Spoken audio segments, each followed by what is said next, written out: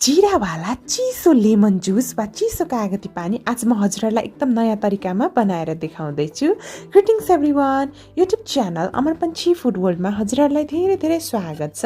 यो जीरा हालेको कागती पानी एकदमै टेस्टी पनि हुन्छ र एकदमै हेल्दी रेसिपी पनि हो। यसलाई बनाउन एकदमै सजिलो छ र हजुरहरूले बालकदेखि वृद्धसम्म जसलाई दिनुभए पनि एकदम मिठो मानेर पिउँछन्।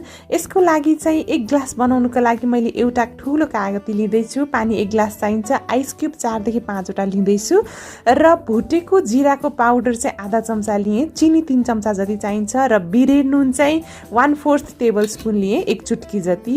र म चाहिँ यो एउटा ब्लेन्डर जारमा सुरुमा आइस क्युब राख्दैछु। हजुरहरूलाई एकदम चिसो मनपर्छ भने आइस क्युब अलि धेरै राख्नु भए पनि हुन्छ, पानी चाहिँ कम राख्नु होला। त्यसपछि चिनी राखेँ मैले 3 चम्चा जति र यो भुटेको जीराको पाउडर थोरै राखेँ मैले यसरी। र त्यसपछि बिरे नुन राख्न जाँदैछु र त्यसपछि पानीलाई राखेँ मैले 1 ग्लास जति।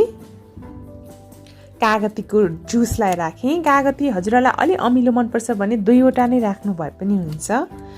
र यो ड्रिङ्क चाहिँ हजुरहरूले मजाले 1 महिनासम्म स्टोर गरेर राख्न सक्नुहुन्छ। र यसरी बिरे नुन पनि राखिदिएँ। अब चाहिँ हामीले यसलाई मजाले ब्लेन्ड गर्दैछौँ। वाउ, हाम्रो ड्रिङ्क चाहिँ मजाले रेडी भइसकेको छ। यसलाई चिनी नहालिकन पिउनु भयो भने चाहिँ वेट लसमा पनि एकदम हेल्प गर्छ। हेर्नुहोस् है त। र म चाहिँ हजुरहरूलाई सर्भ गरेर पनि देखाउँछु र टेस्ट गरेर पनि देखाउँछु कस्तो बन्यो भनेर।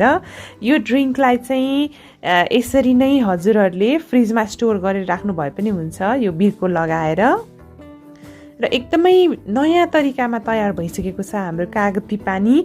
र यो भुटेको जीरा चाहिँ हजुरहरूले घरमै बनाउन सक्नुहुन्छ। थोरै जीरालाई भुटेर पिसेर राख्न सक्नुहुन्छ है त। हेर्नुहोस् त।